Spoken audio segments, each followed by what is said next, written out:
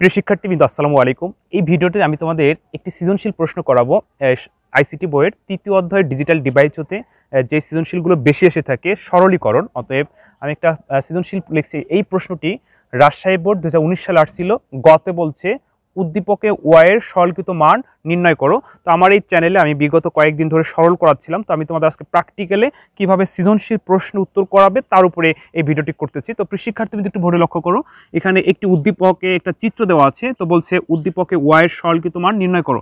তো ধরো এখানে আমরা একটি ওয়াই সংকেত দিলাম যে ওয়াইয়ের মান কত হবে, সেই ওয়াইয়ের মান বের করে সরল করতে পারলে তোমরা 3 পাবে। এই প্রশ্নটি রাজশাহী বোর্ড 2019 সালে আসছে। অতএব এভাবেই তোমাদের আসবে, হয়তো বা এখানে সার্কিটের গেট পরিবর্তন থাকবে, কিন্তু এভাবেই কিন্তু আসবে।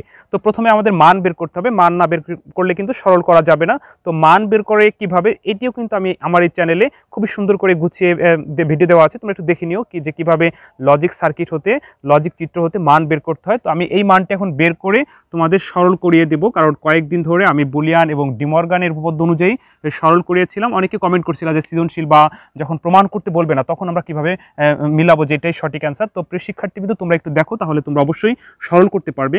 আর এই সরল দিয়ে কিন্তু ডিজিটাল ডিভাইস থেকে যেই সৃজনশীলটা আসে সেখানে কিন্তু সরল দিয়ে প্রশ্ন থাকে। তো প্রিয় শিক্ষার্থীবৃন্দ আমরা এখন মান বের করে সরলীকরণ করব। তো মান বের করার ক্ষেত্রে তোমাদের যেই কথাটি মনে রাখতে হবে সেটি হচ্ছে, তোমরা কিন্তু কখনোই চিন্তা করবে না যে এখানে কি হবে। যদি চিন্তা করো যে লাস্টে কি হবে, তাহলে কিন্তু কখনোই মান বের করতে পারবে না। মান বের করতে হবে তোমার প্রথমে একদম ধারাবাহিকভাবে ধাপে ধাপে। যেমন এখানে আমরা দেখতে পাচ্ছি এম আর এস, 3টি ইনপুট দেওয়া আছে। এম থেকে একটা নট গেট বের করছে, তাহলে এখানে মান হবে এম নট। আর থেকে একটা নট গেট বের করছে, এটার মান হবে আর নট। এস থেকে একটা নট গেট আসছে, এটি হবে এস নট। এভাবে ধারাবাহিকভাবে আস্তে আস্তে যেতে হবে। যেমন আমরা যদি সরাসরি ওয়াইতে চিন্তা করি তাহলে কিন্তু পারা যাবে না। এখন আমরা দেখতেছি এখানে একটা নট গেট আছে। নট গেটের কাজ কি? নট গেটের কাজ হচ্ছে নট গেটে যেই সংখ্যাগুলো যেগুলো ইনপুট হবে সেগুলো যোগ হয়ে হোল নোট হবে। তাহলে নট গেটের ভিতরে প্রবেশ করছে, দেখো এম, প্রবেশ করছে আর, প্রবেশ করছে এস। তো নট গেটের কাজ হচ্ছে কি যোগ করে হোল নট। তাহলে আমরা এখানে কি পাচ্ছি, M plus R plus S, আর এই নটের জন্য অর্থাৎ নটের কারণে হোল নট। তো প্রিয় শিক্ষার্থী কিন্তু আমরা এই গেটের মান পেয়ে গেলাম। আমরা ওয়াইতে পরে যাব, আমরা ধাপে ধাপে ধারাবাহিকভাবে যাব। এখন এখানে দেখতে পাচ্ছি একটা ন্যান্ড গেট। তাহলে ন্যান্ড গেটের আউটপুটটা কি হবে, আমরা দেখব যে ইনপুট কে কে। যেমন এখানে ইনপুট হচ্ছে এম নট, ইনপুট হচ্ছে আর নট, ইনপুট হচ্ছে এস নট। ন্যান্ড গেটের কাজ কি? ন্যান্ড গেটের কাজ হচ্ছে গুণ করে হোল নট, অর্থাৎ অ্যান্ডের বিপরীত। অ্যান্ড গেটের সামনে নট গেট দিলে ন্যান্ড গেট তৈরি হয়। তো অ্যান্ড গেটের কাজ হচ্ছে গুণ করা। অ্যান্ড গেট দেখবো, দেখে আমরা কীভাবে চিনবো, ডি আকৃতি থাকলে।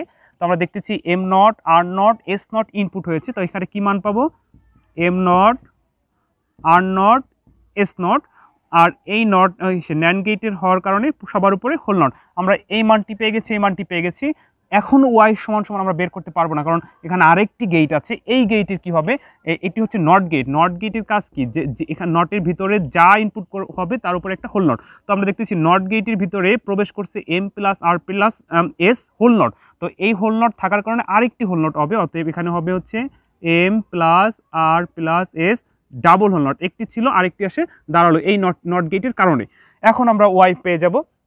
তো আমরা দেখতেছি যে এটি হচ্ছে নট গেট। নট গেটের কাজ কি বলছিলাম একটু আগে, যে যতগুলো ইনপুট প্রবেশ করবে সেগুলো যোগ হয়ে হোল নট। তাহলে এই নটের ভিতর দিয়ে প্রবেশ করছে এটি এবং এটি। এখন এই দুটিকে আমরা যোগ দিয়ে হোল নট দেবো। তো দেখো M plus R plus S double whole not plus M naught into R naught into S not whole not. R naught গেটের কারণে সবার উপরে হোল নট। তো প্রিয় শিক্ষার্থীবিন্দু এখন আমাদের হচ্ছে উদ্দীপকের ওয়াইয়ের সরলীকৃত মান নির্ণয় করো। আমরা এখন ওয়াইয়ের মান সরল করব।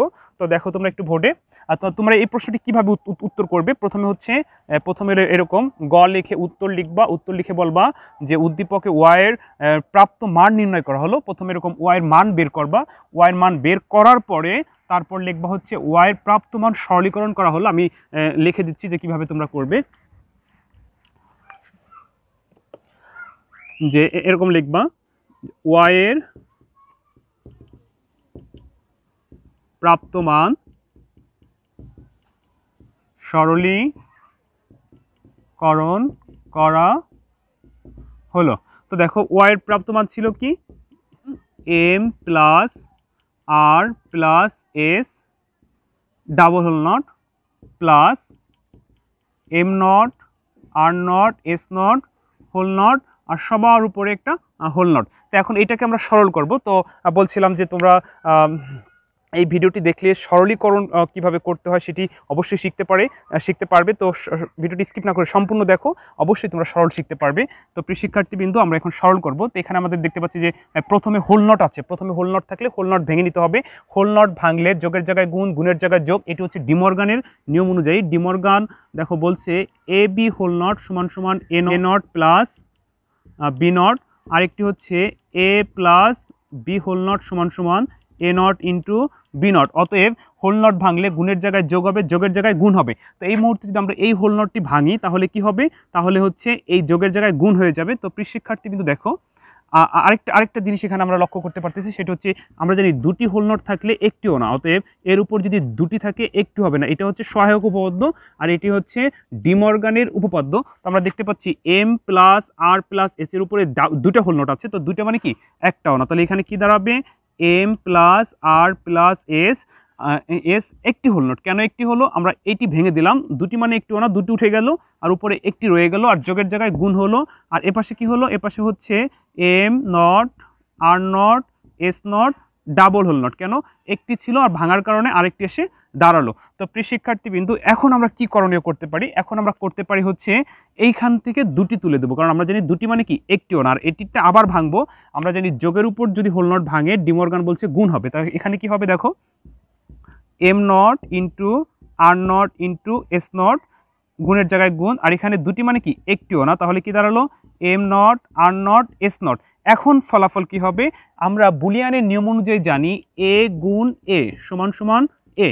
অতএব একই জিনিস যখন যোগ বা গুণ হলে তাহলে একটি লেখা যায়। তো আমরা এখানে দেখতেছি একই জিনিস, যেমন M not R not S নটের সাথে আবার M not R not S not গুণ আকার আছে, তাহলে একাধিকবার আছে, দুটিকে একটি লেখা যাবে। তাহলে অ্যান্সার পেয়ে গেলাম am not R not S not, am not R not S not, আমাদের উত্তর হয়ে গেল। ঠিক তোমরা প্রথমে মান বের করে এভাবে এইটুক সরলীকরণ করলে 3-এ 3 পাবে। এই প্রশ্নটি গতে আসছে, রাজশাহী বোর্ড 2019 সালে একটি সৃজনশীলের ডিজিটাল ডিভাইস হতে যেই সৃজনশীলটা আসছে সেই সৃজনশীলের গ উত্তর গতে প্রশ্নটি আসছিল। তো প্রিয় শিক্ষার্থী কিন্তু আশা করি যে তোমরা এই সৃজনশীলটা বুঝতে পারছো যে সরলীকরণ দিয়ে কীভাবে সৃজনশীল আসবে আর কীভাবে উত্তর করতে হবে। তো প্রিয় শিক্ষার্থী কিন্তু আশা করি বুঝতে পারছো। এরপর যদি তোমাদের কোনো সমস্যা হয়ে থাকে অবশ্যই কিন্তু কমেন্ট করে জানাবে, আর বিশেষ করে আমার এই চ্যানেলটি সাবস্ক্রাইব করে রাখো যাতে নিয়মিত ভিডিওগুলো তোমরা দেখতে পাও। তো প্রিয় শিক্ষার্থী কিন্তু ভালো থেকো, অন্য কোনো দিন অন্য কোনো ভিডিওতে আবার দেখা হবে। আসসালামু আলাইকুম।